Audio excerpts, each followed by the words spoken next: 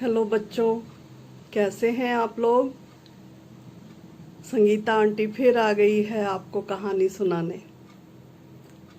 आज मैं आपको बहुत सुंदर सी एक कहानी सुनाने जा रही हूँ और कहानी का शीर्षक है जब बिल्ली ने सिला फ्रॉक। बिल्ली ने, हाँ, बिल्ली ने सिला फ्रॉक।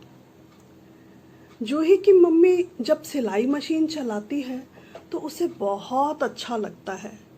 सिलाई मशीन का गोल गोल पहिया घूमता है। मम्मी उसे तार से जोड़ देती है। काले रंग का एक उपकरण है।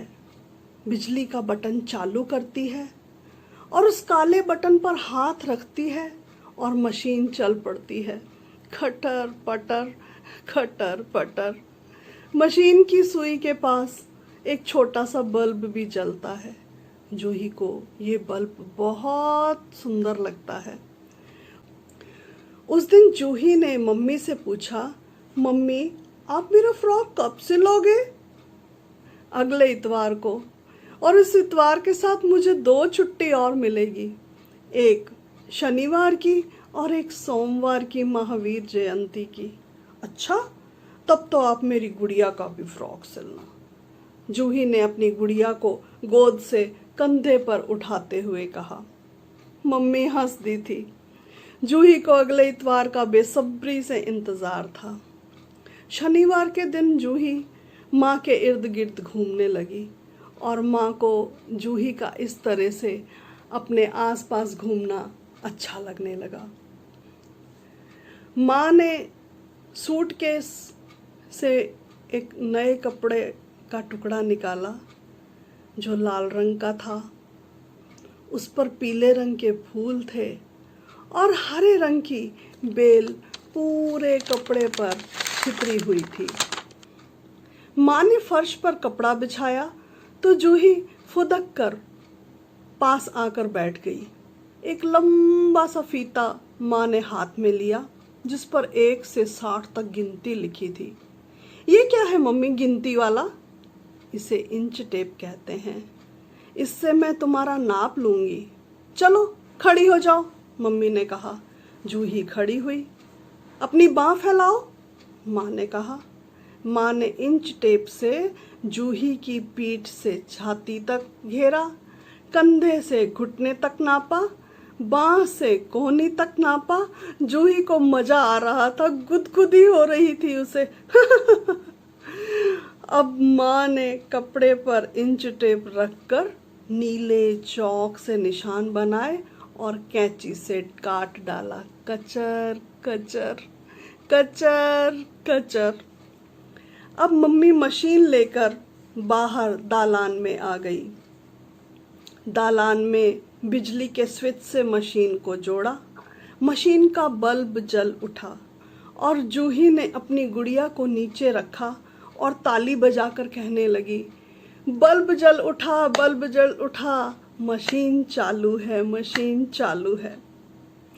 मम्मी ने फिरकी में लाल धागा भरा, मशीन की सुई के नीचे कपड़ा रखा और मशीन चल पड़ी। खटर पटर, खटर पटर। मम्मी इसमें लेस भी लगाओगे ना? ये वाली? जूही ने पास पड़ी हुई पीली लेस को हाथ में लेकर कहा। हाँ, फूल भी लगाऊंगी, माँ ने कपड़ा मशीन में सेट करते हुए कहा। वाह, मजा आ जाएगा। जूही गोल गोल घूमने लगी। जूही को दालान में पूसी बिल्ली दिखी। माँ देखो, फिर आ गई। जूही ने कहा, हाँ, ये तेरा फ्रॉक देखने आई है कि कैसे सिल रहा है। माँ हंस दी।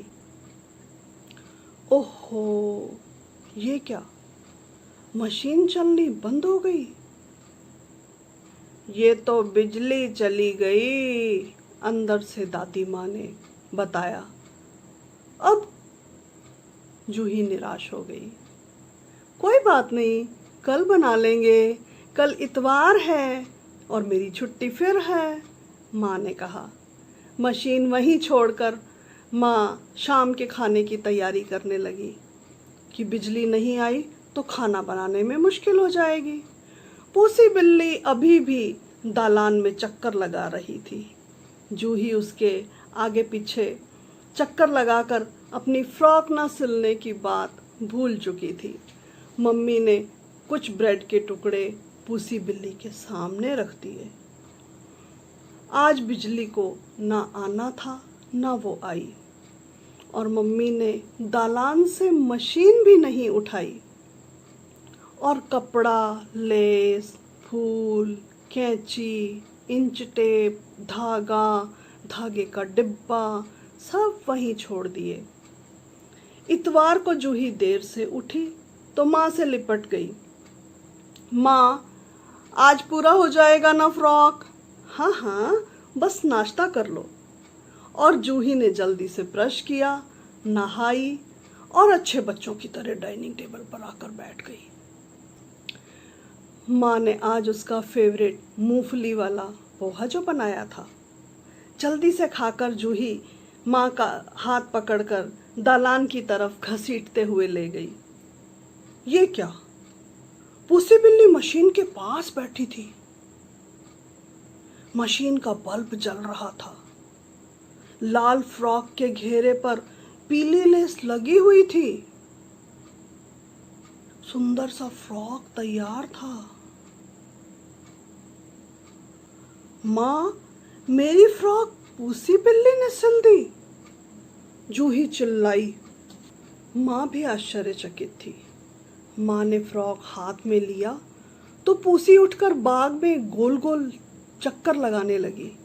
उन्हें समझ नहीं आ रहा था कि बिल्ली ने फ्रॉक कैसे सिली।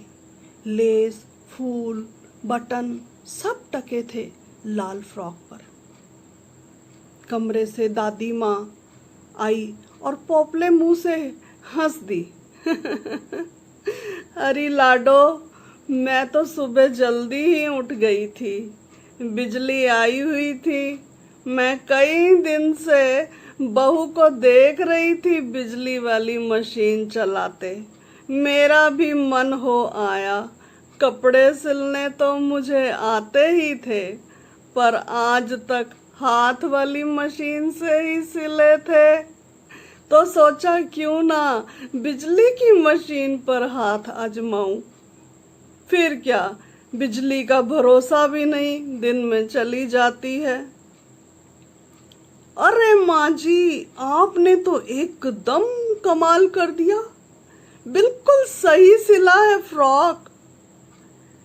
और जूही यूं बोली, दादी माँ, आपको भी सिलना आता है इतना सुंदर फ्रॉक? और जूही दादी माँ से लिपट गई। दादी माँ ने जूही को गले लगा लिया। तो कैसी लगी कहानी बच्चों आपको? मुझे ज़रूर बताना कमेंट बॉक्स में। मैं फिर लेकर आऊँगी आपकी संगीता आंटी नई कहानी।